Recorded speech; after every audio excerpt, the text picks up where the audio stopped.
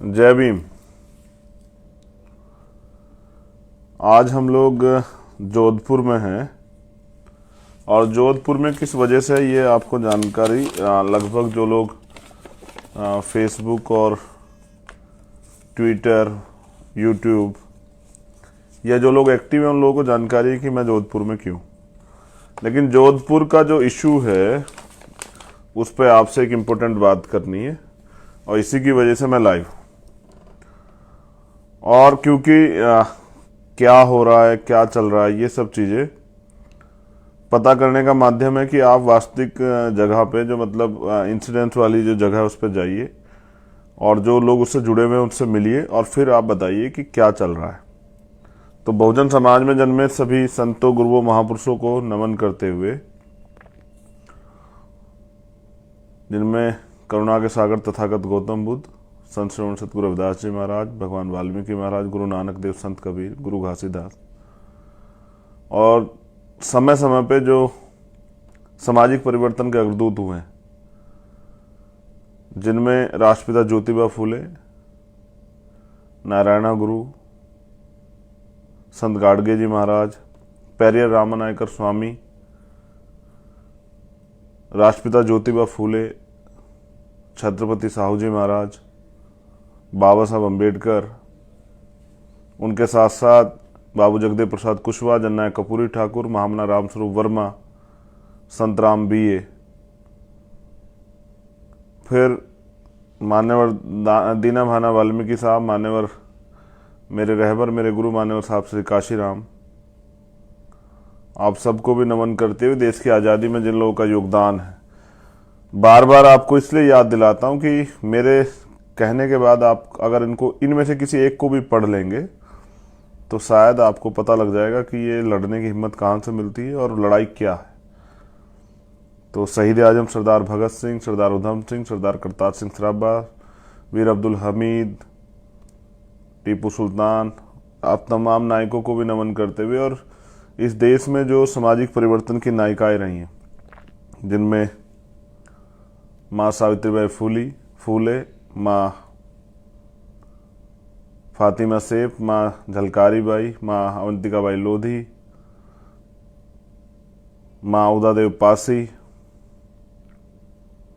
माँ फूलन देवी, माँ रमा देवी, माँ, वो तमाम माएँ जिन्होंने अपने जीवन का बलिदान सामाजिक परिवर्तन के नाम दिया, उनको भी नमन करता हूं। साथियों, मैं धन्यवाद देता हूं भीम आर्मी की टीम का, बहुजन एक्टिविस्ट साथियों का, जिन्होंने इस घटना की तरफ हमारा ध्यान जो है आकर्षित किया।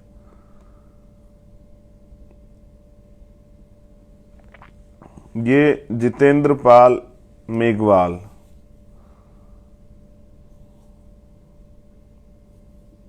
एक साथी हैं जो पाली में रहते हैं। आज मैं उनके घर गया था उनके परिवार से मिलने, उनके दुख दर्द को बांटने के लिए, क्योंकि साथी ये दुख दर्द उनका नहीं है, ये हम सब लोगों का दुख दर्द है। अन्याय हुआ है, अन्याय का प्रतिकार करना, उसके खिलाफ बोलना, उसके खिलाफ आवाज उठाना, ये हम सब लोगों की जिम्मेदारी। लेकिन मैं आज एक कड़वे सच से वाकिफ हुआ तो मुझे लगा कि ये सच आपको जानना चाहिए सब लोगों को। अगर आप इस सच को नहीं जानते हैं तो इसका मतलब जो है आपको पता ही नहीं कि भारत में क्या क्या चल रहा है। पहले बात हम लोग करते हैं जितेंद्र पे। जितेंद्र पाली के बारवा गांव के रहने वाले हैं और क्योंकि मूछें रखते थे, गवर्नमेंट जॉब पे भी थे, उनके साथ अन्याय हुआ और आरोपियों ने अगले चरण में उनकी हत्या कर दी। घटना क्या हुई थी जरा गौर करते हैं। पुलिस क्या बताती है, आपके पास क्या इन्फॉर्मेशन है, उससे अलग हटके चंद्रशेखर आपको सच्चाई बताते हैं।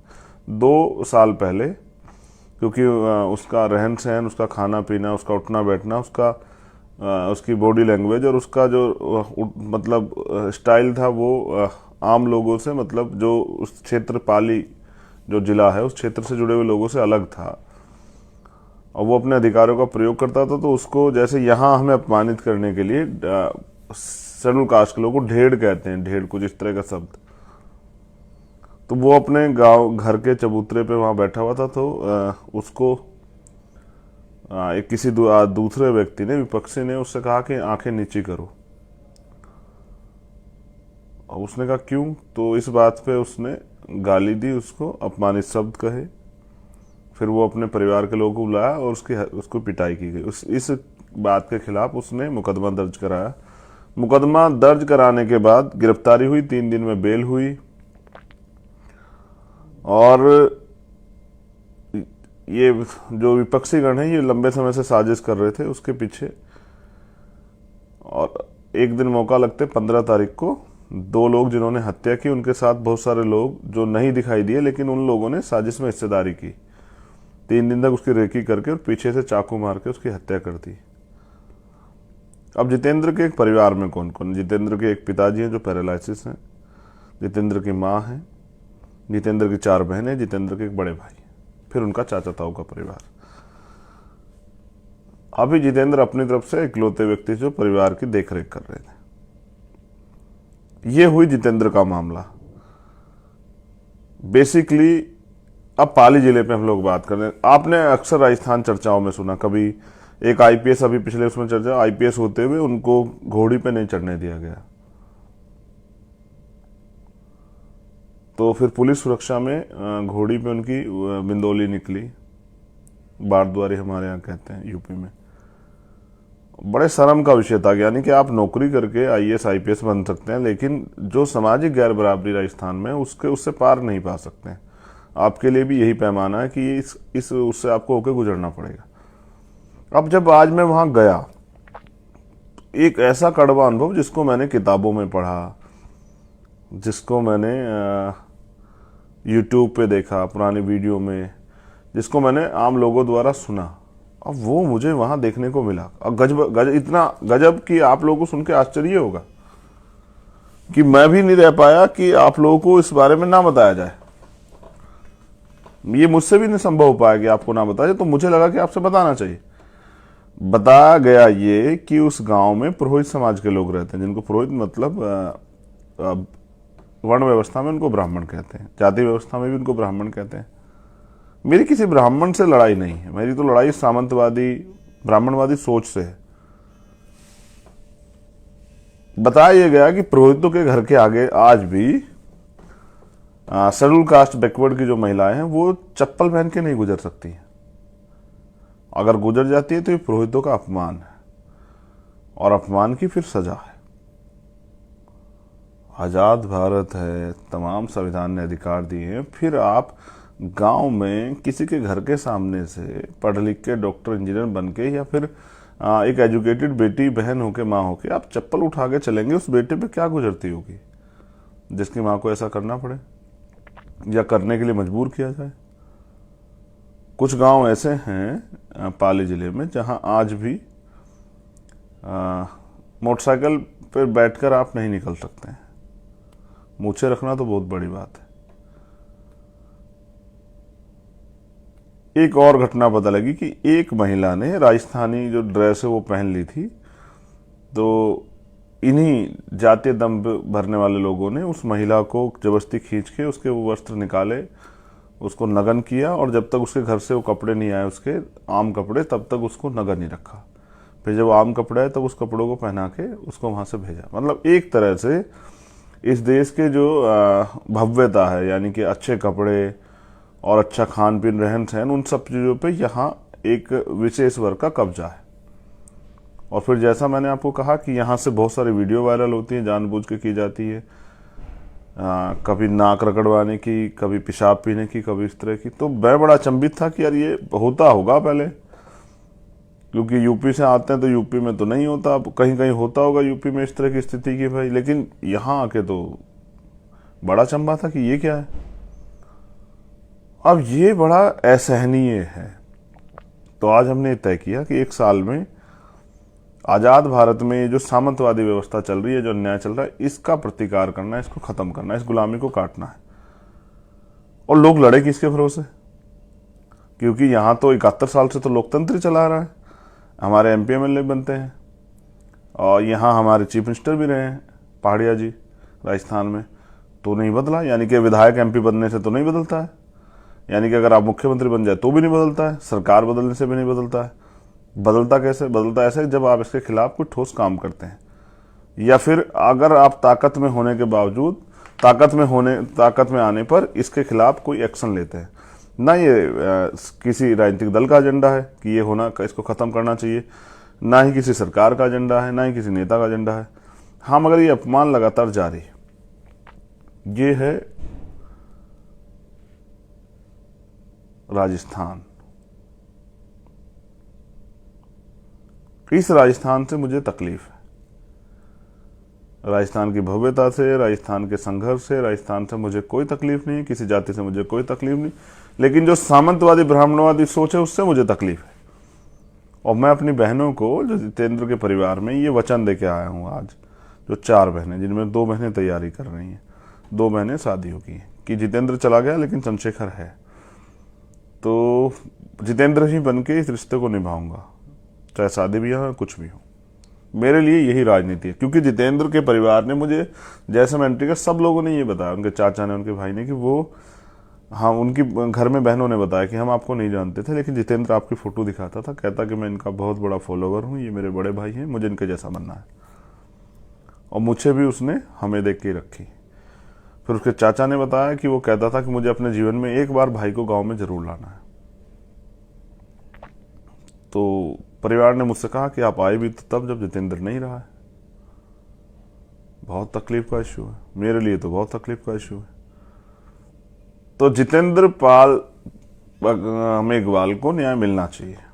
इसके लिए कुछ मांगे हमारी थी, जैसे मैंने वहां भी कही थी, आपने लाइव में सुनी होगी, लेकिन मैं समझता हूं कि इसमें बहुत सारे लोगों का दोष है। अगर पुलिस ठीक समय से कार्रवाई करती, कोर्ट के जरिए अब आरोपियों पर अब तक कार्रवाई हो चुकी होती, तो मुझे लगता है कि इस तरह की घटनाएं ना होती और आज जितेंद्र हमारे बीच जिंदा होता।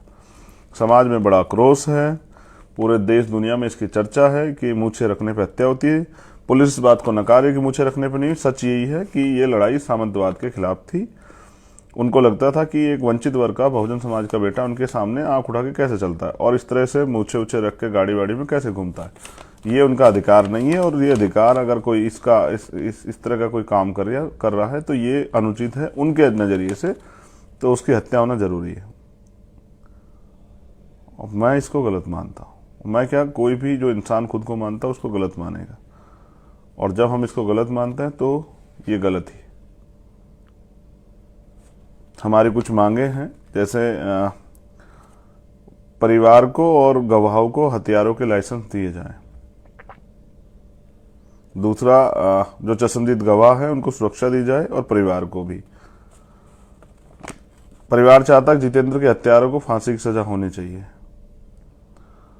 हमारी मांग ये थी कि परिवार के एक व्यक्ति को, क्योंकि जितेंद्र भी सरकारी नौकरी पर चला गया था और अभी परिवार के पास पूरा भविष्य जीवन है, जिस माँ बाप ने पाल के इतना बड़ा किया, उनके तो सारे सपने ही खत्म हो गए, तो जितेंद्र के परिवार को एक सरकारी नौकरी दी जाए।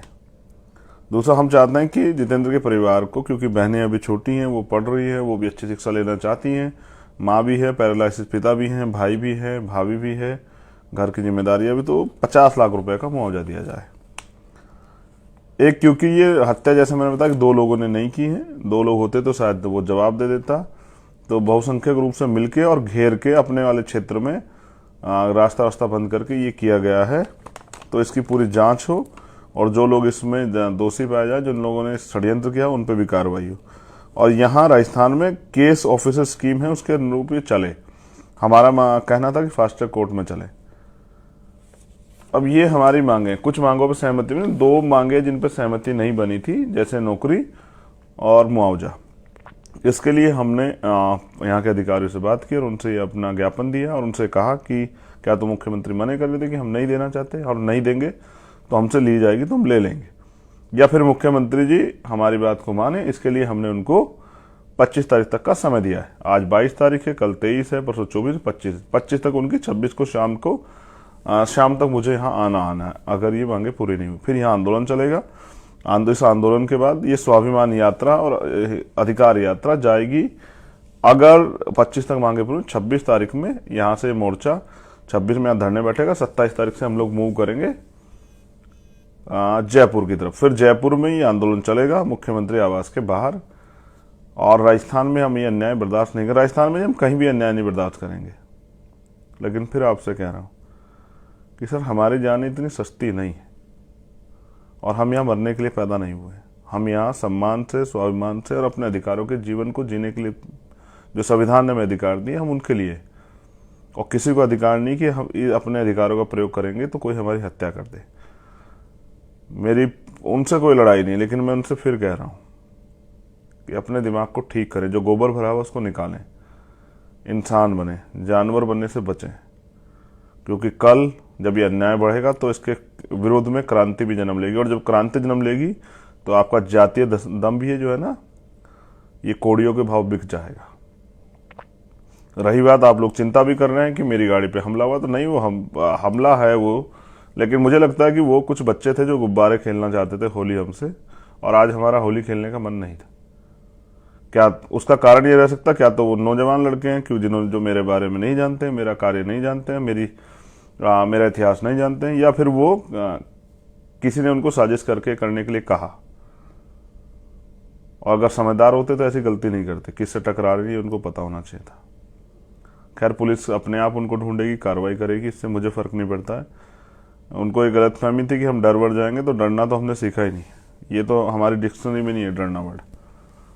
लेकिन मेरा भी आपसे कुछ कहना है। 71 साल का लोकतंत्र,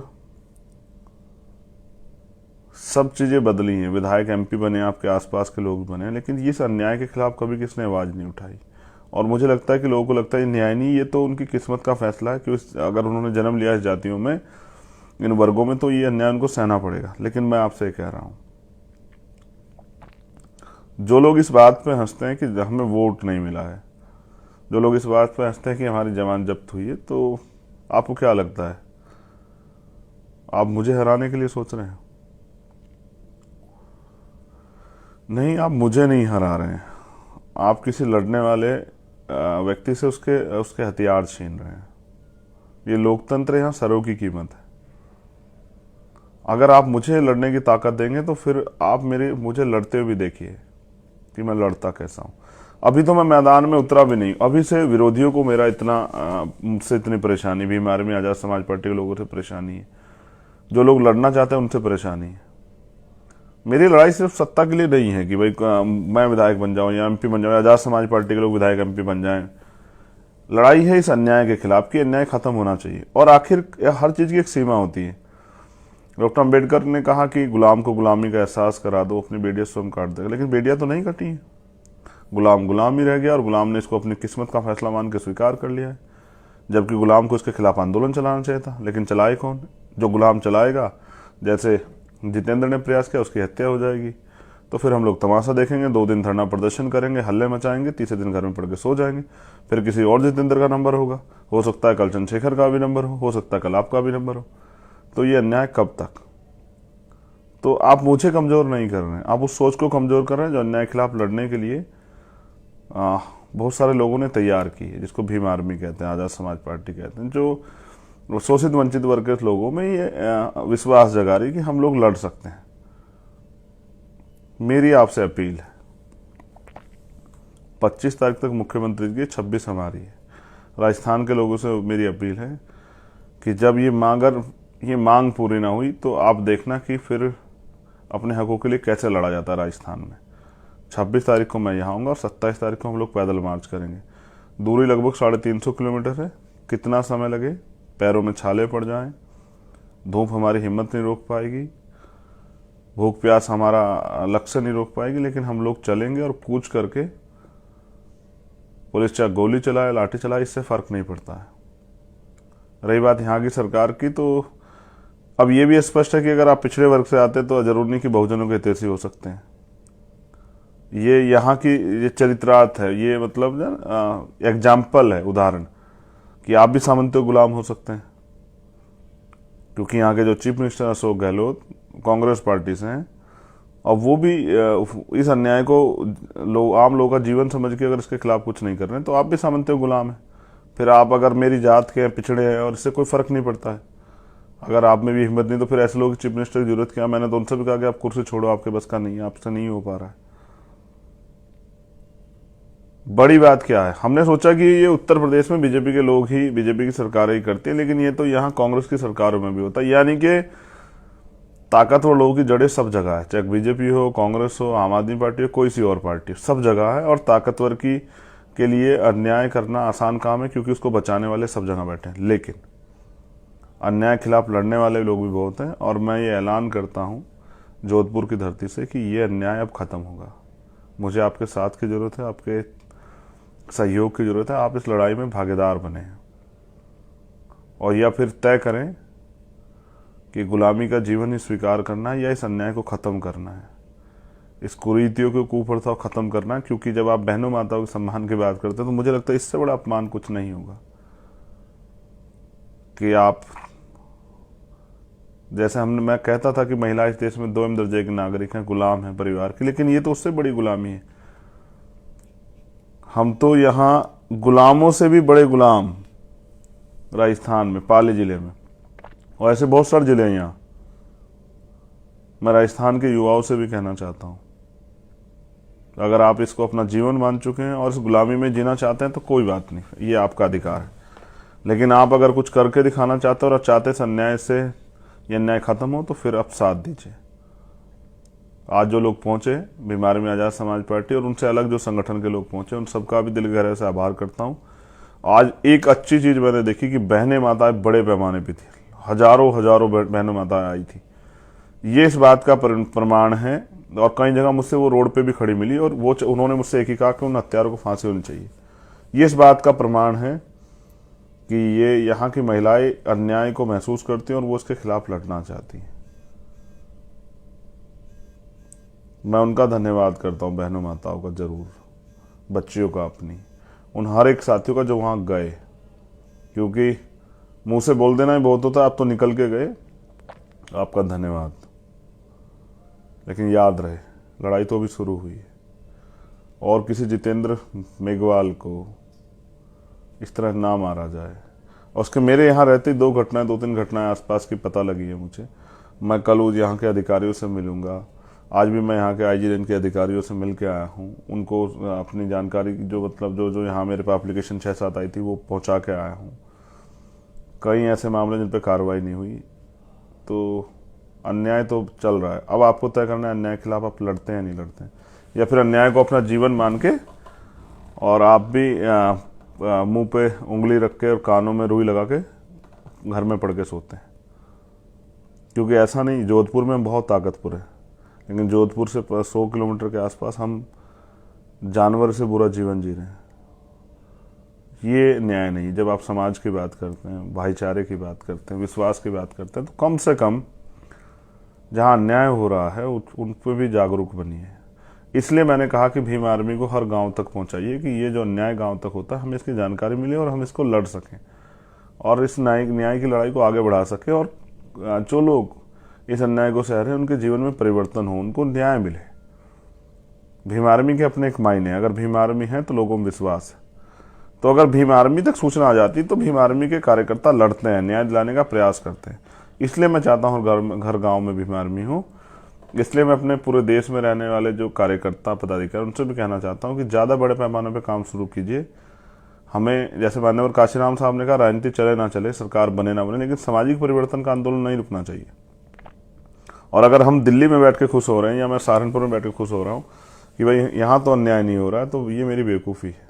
अन्याय तो हो रहा है, बस हम देख नहीं रहे। जैसे अगर बिल्ली को देख के कबूतर या चूहा जो है रेत में सर दे, आंखें गड़ा ले और ये सोचे कि अन्याय नहीं होगा, बिल्ली को मैं नहीं दिख रहा हूं, तो ये गलती कबूतर की है, ना कि बिल्ली की।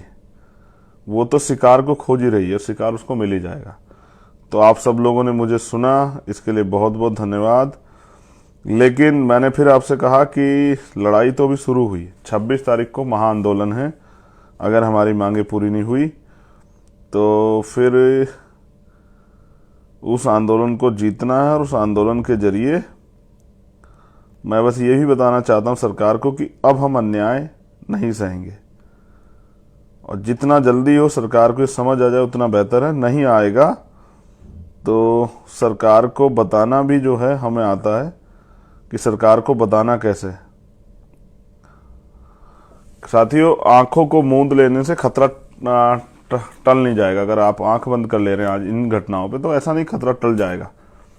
अभी नहीं संभले तो फिर ये सब देखना पड़ेगा और ये देखा जाएगा। इसलिए कह रहा हूं, आंखें मूंदने से खतरा टाला नहीं जाएगा, ना खतरा टलेगा। इसके अन्याय के खिलाफ लड़ना पड़ेगा, आवाज उठानी पड़ेगी, झटपटाहट आप में दिखनी चाहिए। जय भीम, जय मंडल, जय भारत, जय संविधान। और मैंने आपसे कहा कि बहुजन एकता के लिए जय भीम जय मंडल जरूरी है, तो अगर कोई आपसे जय भीम कहता है तो आप उसको अभिवादन में जय मंडल भी कह सकते हैं। अगर आपसे कोई जय मंडल कहता है तो अभिवादन में जय भीम भी कह सकते हैं। अपनी एकता को मजबूत कीजिए, शोषित वर्ग के लोग एकजुट हों, और अब बहुत जल्द आप मुझे सड़क पर लड़ते हुए दोबारा से देखिए। धन्यवाद। जय भीम। मेरा ये वादा है कि भाई जितेंद्र मेघवाल को न्याय मिलेगा, और ये इस न्याय की लड़ाई को मैं आखिरी अंजाम तक पहुंचाऊंगा, और उनको सजा मिलेगी, उनको फांसी होगी, ऐसे मेरा विश्वास है। उसके लिए हम लोग लड़ेंगे। बहुत बहुत धन्यवाद। जय भीम। आज हम लोग जोधपुर में हैं, और जोधपुर में किस वजह से ये आपको जानकारी, लगभग जो लोग फेसबुक और ट्विटर, यूट्यूब, या जो लोग एक्टिव हैं उन लोगों को जानकारी है कि मैं जोधपुर में क्यों। लेकिन जोधपुर का जो इशू है उस पर आपसे एक इम्पोर्टेंट बात करनी है, और इसी की वजह से मैं लाइव हूं। और क्योंकि क्या हो रहा है, क्या चल रहा है, ये सब चीज़ें पता करने का माध्यम है कि आप वास्तविक जगह पे, जो मतलब इंसिडेंट वाली जो जगह है उस पर जाइए, और जो लोग उससे जुड़े हुए हैं उनसे मिलिए, और फिर आप बताइए कि क्या चल रहा है। तो बहुजन समाज में जन्मे सभी संतों, गुरुओं, महापुरुषों को नमन करते हुए, जिनमें करुणा के सागर तथागत गौतम बुद्ध, संत श्रवण सतगुरु रविदास जी महाराज, भगवान वाल्मीकि महाराज, गुरु नानक देव, संत कबीर, गुरु घासीदास, और समय समय पे जो सामाजिक परिवर्तन के अग्रदूत हुए हैं, जिनमें राष्ट्रपिता ज्योतिबा फूले, नारायणा गुरु, संत गाडगे जी महाराज, पेरियर रामनायकर स्वामी, राष्ट्रपिता ज्योतिबा फूले, छत्रपति साहू जी महाराज, बाबा साहब अम्बेडकर, उनके साथ साथ बाबू जगदेव प्रसाद कुशवाहा, जननायक कर्पूरी ठाकुर, महामना रामस्वरूप वर्मा, संत राम बीए, फिर मान्यवर दीना भाना वाल्मीकि साहब, मान्यवर मेरे रहबर, मेरे गुरु मान्यवर साहब श्री काशीराम। आप सबको भी नमन करते हुए देश की आज़ादी में जिन लोगों का योगदान है, बार बार आपको इसलिए याद दिलाता हूं कि मेरे कहने के बाद आप अगर इनमें से किसी एक को भी पढ़ लेंगे तो शायद आपको पता लग जाएगा कि ये लड़ने की हिम्मत कहाँ से मिलती है और लड़ाई क्या है। तो शहीद आजम सरदार भगत सिंह, सरदार उधम सिंह, सरदार करतार सिंह सराभा, वीर अब्दुल हमीद, टीपू सुल्तान, आप तमाम नायकों को भी नमन करते हुए, और इस देश में जो सामाजिक परिवर्तन की नायिकाएं रही हैं, जिनमें माँ सावित्रीबाई फूले, माँ फातिमा सेफ, माँ झलकारी बाई, माँ अवंतिका बाई लोधी, माँ उदा देव पासी, माँ फूलन देवी, माँ रमा देवी, माँ, वो तमाम माएँ जिन्होंने अपने जीवन का बलिदान सामाजिक परिवर्तन के नाम दिया, उनको भी नमन करता हूं। साथियों, मैं धन्यवाद देता हूं भीम आर्मी की टीम का, बहुजन एक्टिविस्ट साथियों का, जिन्होंने इस घटना की तरफ हमारा ध्यान जो है आकर्षित किया।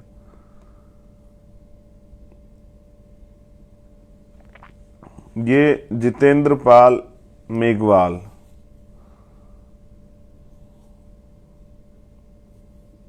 एक साथी हैं जो पाली में रहते हैं, आज मैं उनके घर गया था उनके परिवार से मिलने, उनके दुख दर्द को बांटने के लिए। क्योंकि साथी ये दुख दर्द उनका नहीं है, ये हम सब लोगों का दुख दर्द है। अन्याय हुआ है, अन्याय का प्रतिकार करना, उसके खिलाफ बोलना, उसके खिलाफ आवाज उठाना, ये हम सब लोगों की जिम्मेदारी। लेकिन मैं आज एक कड़वे सच से वाकिफ हुआ, तो मुझे लगा कि ये सच आपको जानना चाहिए सब लोगों को। अगर आप इस सच को नहीं जानते हैं तो इसका मतलब जो है आपको पता ही नहीं कि भारत में क्या क्या चल रहा है। पहले बात हम लोग करते हैं जितेंद्र पे। जितेंद्र पाली के बारवा गांव के रहने वाले हैं और क्योंकि मूछें रखते थे, गवर्नमेंट जॉब पे भी थे, उनके साथ अन्याय हुआ और आरोपियों ने अगले चरण में उनकी हत्या कर दी। घटना क्या हुई थी जरा गौर करते हैं। पुलिस क्या बताती है, आपके पास क्या इन्फॉर्मेशन है, उससे अलग हटके चंद्रशेखर आपको सच्चाई बताते हैं। 2 साल पहले, क्योंकि उसका रहन सहन, उसका खाना पीना, उसका उठना बैठना, उसकी बॉडी लैंग्वेज और उसका जो मतलब स्टाइल था वो आम लोगों से, मतलब जो उस क्षेत्र पाली जो जिला है उस क्षेत्र से जुड़े हुए लोगों से अलग था और वो अपने अधिकारों का प्रयोग करता था। तो उसको जैसे यहाँ हमें अपमानित करने के लिए शेड्यूल कास्ट के लोगों को ढेड़ कहते हैं, ढेड़ कुछ इस तरह का शब्द। तो वो अपने गांव घर के चबूतरे पे वहां बैठा हुआ था, तो उसको एक किसी दूसरे व्यक्ति ने, विपक्षी ने उससे कहा कि आंखें नीची करो। और उसने कहा क्यों, तो इस बात पे उसने गाली दी, उसको अपमानित शब्द कहे। फिर वो अपने परिवार के लोगों को बुलाया और उसको पिटाई की गई। इस बात के खिलाफ उसने मुकदमा दर्ज कराया। मुकदमा दर्ज कराने के बाद गिरफ्तारी हुई, 3 दिन में बेल हुई और ये जो विपक्षी गण है ये लंबे समय से साजिश कर रहे थे उसके पीछे। और एक दिन मौका लगते 15 तारीख को 2 लोग जिन्होंने हत्या की, उनके साथ बहुत सारे लोग जो नहीं दिखाई दिए, लेकिन उन लोगों ने साजिश में हिस्सेदारी की। 3 दिन तक उसकी रेकी करके और पीछे से चाकू मार के उसकी हत्या कर दी। अब जितेंद्र के एक परिवार में कौन कौन? जितेंद्र के एक पिताजी हैं जो पैरालिसिस हैं, जितेंद्र की माँ है, जितेंद्र की 4 बहनें, जितेंद्र के एक बड़े भाई, फिर उनका चाचा ताऊ का परिवार। अभी जितेंद्र अपनी तरफ से इकलौते व्यक्ति जो परिवार की देखरेख कर रहे थे। ये हुई जितेंद्र का मामला। बेसिकली अब पाली जिले पे हम लोग बात कर रहे हैं। आपने अक्सर राजस्थान चर्चाओं में सुना, कभी एक आईपीएस, अभी पिछले उसमें चर्चा, आईपीएस होते हुए उनको घोड़ी पे नहीं चढ़ने दिया गया, तो फिर पुलिस सुरक्षा में घोड़ी पे उनकी बिंदोली निकली, बारद्वारी हमारे यहाँ कहते हैं यूपी में। बड़े शर्म का विषय था, यानी कि आप नौकरी करके आईएएस आईपीएस बन सकते हैं, लेकिन जो सामाजिक गैर बराबरी राजस्थान में उससे पार नहीं पा सकते हैं। आपके लिए भी यही पैमाना है कि उससे आपको होकर गुजरना पड़ेगा। अब जब आज मैं वहां गया, एक ऐसा कड़वा अनुभव जिसको मैंने किताबों में पढ़ा, जिसको मैंने यूट्यूब पे देखा पुरानी वीडियो में, जिसको मैंने आम लोगों द्वारा सुना, अब वो मुझे वहां देखने को मिला। और इतना गजब कि आप लोगों को सुन के आश्चर्य होगा कि मैं भी नहीं रह पाया कि आप लोगों को इस बारे में ना बताया जाए। ये मुझसे भी नहीं संभव हो पाया कि आपको ना बताया जाए, तो मुझे लगा कि आपसे बताना चाहिए। बताया गया ये कि उस गांव में पुरोहित समाज के लोग रहते हैं, जिनको पुरोहित मतलब वर्ण व्यवस्था में उनको ब्राह्मण कहते हैं, जाति व्यवस्था में भी उनको ब्राह्मण कहते हैं। मेरी किसी ब्राह्मण से लड़ाई नहीं है, मेरी तो लड़ाई सामंतवादी ब्राह्मणवादी सोच से है। बताया गया कि पुरोहितों के घर के आगे आज भी शेड्यूल कास्ट बैकवर्ड की जो महिलाएं हैं वो चप्पल पहन के नहीं गुजर सकती हैं। अगर गुजर जाती है तो ये पुरोहितों का अपमान है और अपमान की फिर सजा है। आजाद भारत है, तमाम संविधान ने अधिकार दिए हैं, फिर आप गांव में किसी के घर के सामने से पढ़ लिख के डॉक्टर इंजीनियर बन के या फिर एक एजुकेटेड बेटी बहन होके माँ होके आप चप्पल उठा के चलेंगे, उस बेटे पे क्या गुजरती होगी जिसकी माँ को ऐसा करना पड़े या करने के लिए मजबूर किया जाए। कुछ गांव ऐसे हैं पाली जिले में जहां आज भी मोटरसाइकिल पर बैठकर आप नहीं निकल सकते हैं। मूछें रखना तो बहुत बड़ी बात है। एक और घटना पता लगी कि एक महिला ने राजस्थानी जो ड्रेस है वो पहन ली थी, तो इन्हीं जातीय दम भरने वाले लोगों ने उस महिला को जबरदस्ती खींच के उसके वो वस्त्र निकाले, उसको नग्न किया, और जब तक उसके घर से वो कपड़े नहीं आए, उसके आम कपड़े, तब तक उसको नग्न ही रखा। फिर जब आम कपड़े आए तब उस कपड़ों को पहना के उसको वहां से भेजा। मतलब एक तरह से इस देश के जो भव्यता है, यानी कि अच्छे कपड़े और अच्छा खान पीन, रहन सहन, उन सब चीज़ों पे यहाँ एक विशेष वर्ग का कब्जा है। और फिर जैसा मैंने आपको कहा कि यहाँ से बहुत सारी वीडियो वायरल होती है, जानबूझ के की जाती है, कभी नाक रगड़वाने की, कभी पेशाब पीने की, कभी इस तरह की। तो मैं बड़ा अचंभित था कि यार ये होता होगा पहले, क्योंकि यूपी से आते हैं तो यूपी में तो नहीं होता, अब कहीं कहीं होता होगा यूपी में इस तरह की स्थिति की भाई, लेकिन यहाँ आके तो बड़ा अचंभा था कि ये क्या है। अब ये बड़ा असहनीय है।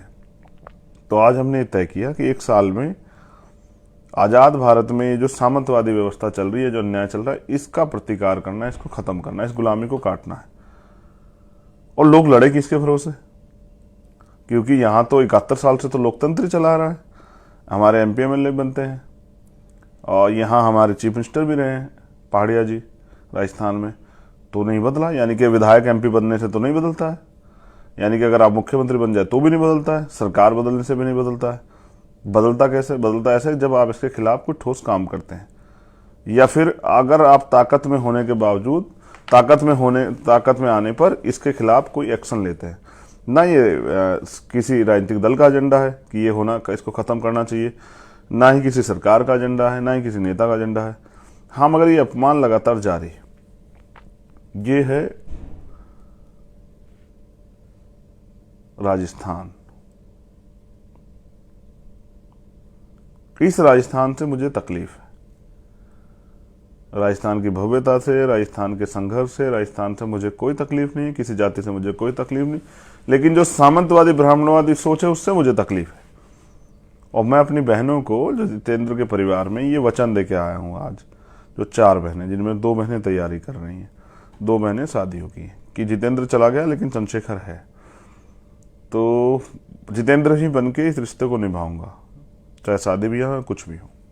मेरे लिए यही राजनीति है। क्योंकि जितेंद्र के परिवार ने मुझे, जैसे मैं एंट्री कर, सब लोगों ने ये बताया, उनके चाचा ने, उनके भाई ने, कि वो, हाँ, उनकी घर में बहनों ने बताया कि हम आपको नहीं जानते थे, लेकिन जितेंद्र आपकी फोटो दिखाता था, कहता कि मैं इनका बहुत बड़ा फॉलोवर हूँ, ये मेरे बड़े भाई हैं, मुझे इनके जैसा बनना है। और मुझे भी उसने हमें देख के रखी। फिर उसके चाचा ने बताया कि वो कहता था कि मुझे अपने जीवन में एक बार भाई को गाँव में जरूर लाना है।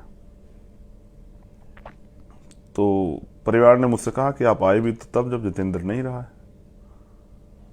बहुत तकलीफ का इश्यू है, मेरे लिए तो बहुत तकलीफ का इश्यू है। तो जितेंद्र पाल मेघवाल को न्याय मिलना चाहिए। इसके लिए कुछ मांगे हमारी थी, जैसे वो मांगे मैंने वहां भी कही थी, आपने लाइव में सुनी होगी, लेकिन मैं समझता हूं कि इसमें बहुत सारे लोगों का दोष है। अगर पुलिस ठीक समय से कार्रवाई करती, कोर्ट के जरिए आरोपियों पर अब तक कार्रवाई हो चुकी होती, तो मुझे लगता है कि इस तरह की घटनाएं ना होती और आज जितेंद्र हमारे बीच जिंदा होता। समाज में बड़ा आक्रोश है, पूरे देश दुनिया में इसकी चर्चा है कि मूछें रखने पर हत्या होती है। पुलिस इस बात को नकार रही कि मूछें रखने पर नहीं। सच यही है कि ये लड़ाई सामंतवाद के खिलाफ थी।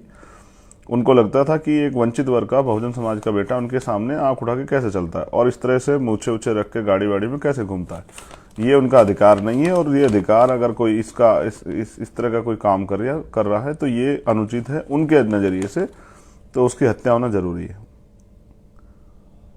और मैं इसको गलत मानता हूं। मैं क्या, कोई भी जो इंसान खुद को मानता है उसको गलत मानेगा, और जब हम इसको गलत मानते हैं तो ये गलत ही। हमारी कुछ मांगे हैं, जैसे परिवार को और गवाहों को हथियारों के लाइसेंस दिए जाएं। दूसरा, जो चश्मदीद गवाह है उनको सुरक्षा दी जाए, और परिवार को भी। परिवार चाहता है जितेंद्र के हत्यारों को फांसी की सजा होनी चाहिए। हमारी मांग ये थी कि परिवार के एक व्यक्ति को, क्योंकि जितेंद्र भी सरकारी नौकरी पर चला गया था और अभी परिवार के पास पूरा भविष्य जीवन है, जिस माँ बाप ने पाल के इतना बड़ा किया उनके तो सारे सपने ही खत्म हो गए, तो जितेंद्र के परिवार को एक सरकारी नौकरी दी जाए। दूसरा, हम चाहते हैं कि जितेंद्र के परिवार को, क्योंकि बहनें अभी छोटी हैं, वो पढ़ रही हैं, वो भी अच्छी शिक्षा लेना चाहती हैं, माँ भी है, पैरालिसिस पिता भी हैं, भाई भी है, भाभी भी है, घर की जिम्मेदारियां भी, तो 50 लाख रुपए का मुआवजा दिया जाए। एक, क्योंकि ये हत्या जैसे मैंने बताया कि 2 लोगों ने नहीं की है, 2 लोग होते तो शायद वो जवाब दे देता, तो बहुसंख्यक रूप से मिलके और घेर के अपने वाले क्षेत्र में रास्ता बंद करके ये किया गया है। तो इसकी पूरी जांच हो और जो लोग इसमें दोषी पाए जाए, जिन लोगों ने षड्यंत्र किया, उन पर भी कार्रवाई हो। और यहाँ राजस्थान में केस ऑफिसर स्कीम है, उसके अनुरूप ये चले। हमारा कहना था कि फास्ट ट्रैक कोर्ट में चले। अब ये हमारी मांगे, कुछ मांगों पर सहमति बनी, 2 मांगे जिन पर सहमति नहीं बनी थी, जैसे नौकरी और मुआवजा। इसके लिए हमने यहाँ के अधिकारियों से बात की और उनसे अपना ज्ञापन दिया और उनसे कहा कि क्या तो मुख्यमंत्री मना कर रहे थे कि हम नहीं देना चाहते और नहीं देंगे तो हमसे ली जाएगी तो हम ले लेंगे, या फिर मुख्यमंत्री जी हमारी बात को माने। इसके लिए हमने उनको 25 तारीख तक का समय दिया है। आज 22 तारीख है, कल 23 है, परसों 24, 25 तक उनकी, 26 को शाम तक मुझे यहाँ आना है। अगर ये मांगे पूरी नहीं हुई फिर यहाँ आंदोलन चलेगा। इस आंदोलन के बाद ये स्वाभिमान यात्रा और अधिकार यात्रा जाएगी। अगर 25 तक मांगे पूरी, 26 तारीख में यहाँ से मोर्चा 26 में यहाँ धरने बैठेगा। 27 तारीख से हम लोग मूव करेंगे जयपुर की तरफ। फिर जयपुर में ये आंदोलन चलेगा मुख्यमंत्री आवास के बाहर। और राजस्थान में हम ये अन्याय बर्दाश्त नहीं करेंगे। राजस्थान में हम कहीं भी अन्याय नहीं बर्दाश्त करेंगे। लेकिन फिर आपसे कह रहा हूं कि सर, हमारी जान इतनी सस्ती नहीं है और हम यहाँ मरने के लिए पैदा नहीं हुए। हम यहाँ सम्मान से, स्वाभिमान से और अपने अधिकारों के जीवन को जीने के लिए जो संविधान ने हमें अधिकार दिए, हम उनके लिए, और किसी को अधिकार नहीं कि हम अपने अधिकारों का प्रयोग करेंगे तो कोई हमारी हत्या कर दे। मेरी उनसे कोई लड़ाई नहीं, लेकिन मैं उनसे फिर कह रहा हूं कि अपने दिमाग को ठीक करें, जो गोबर भरा हुआ उसको निकालें, इंसान बने, जानवर बनने से बचें।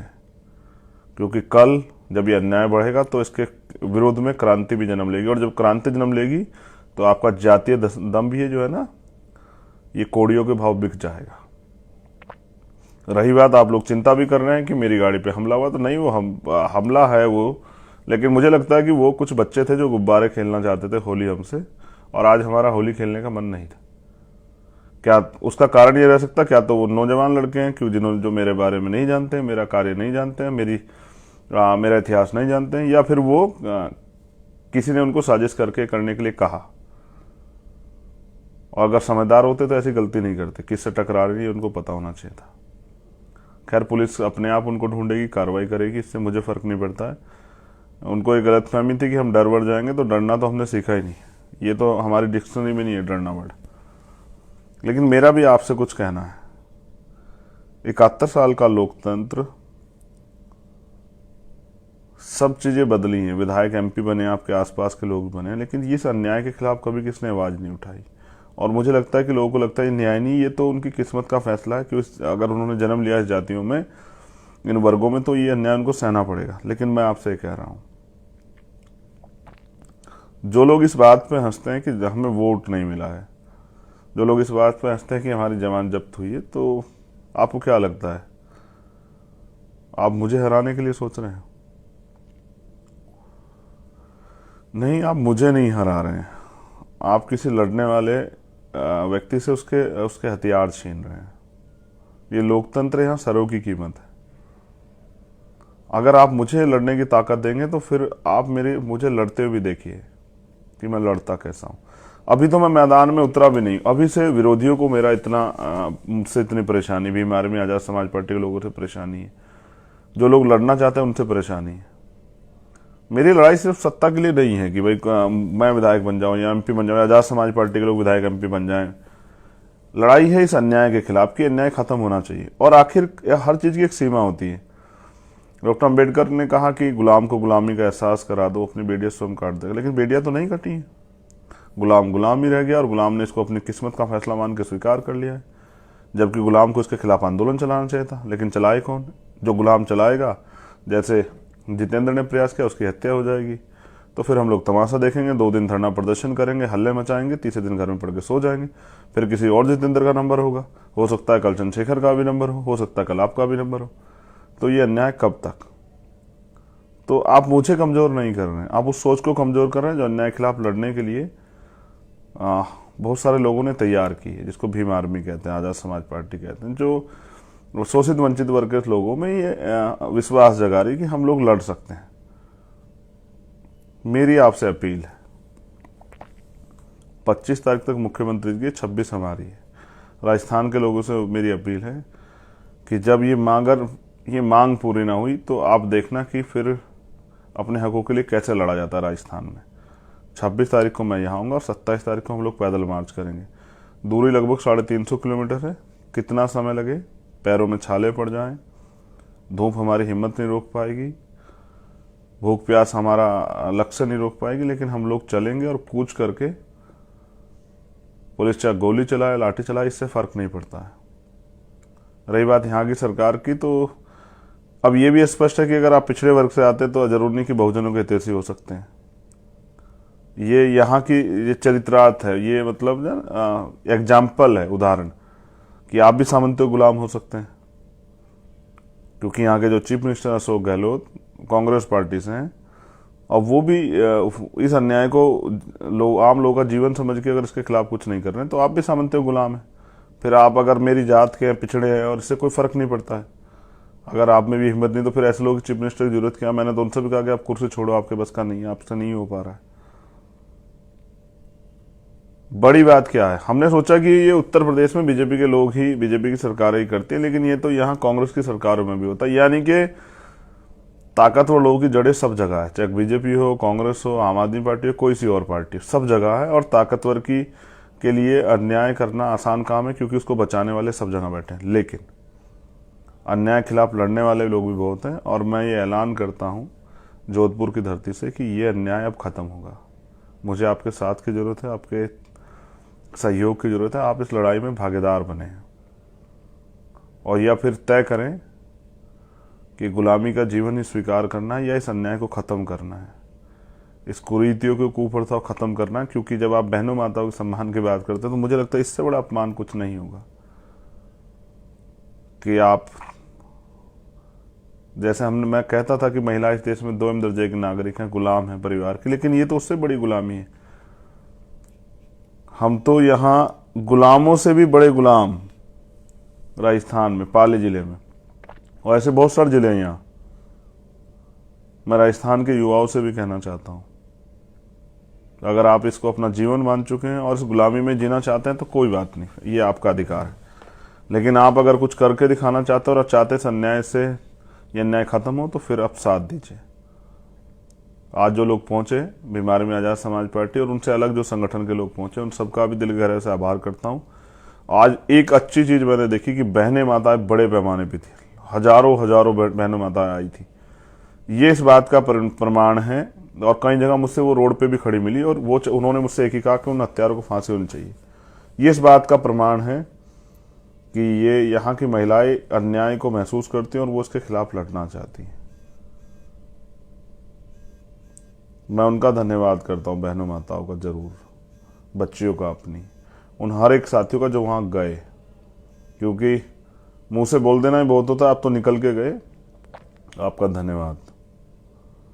लेकिन याद रहे, लड़ाई तो अभी शुरू हुई है, और किसी जितेंद्र मेघवाल को इस तरह ना मारा जाए।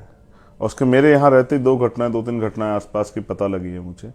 मैं कल यहाँ के अधिकारियों से मिलूंगा, आज भी मैं यहाँ के आईजी रेंज के अधिकारियों से मिल के आया हूँ, उनको अपनी जानकारी जो मतलब जो यहाँ मेरे पास एप्लीकेशन 6-7 आई थी वो पहुँचा के आया हूँ। कई ऐसे मामले जिन पर कार्रवाई नहीं हुई।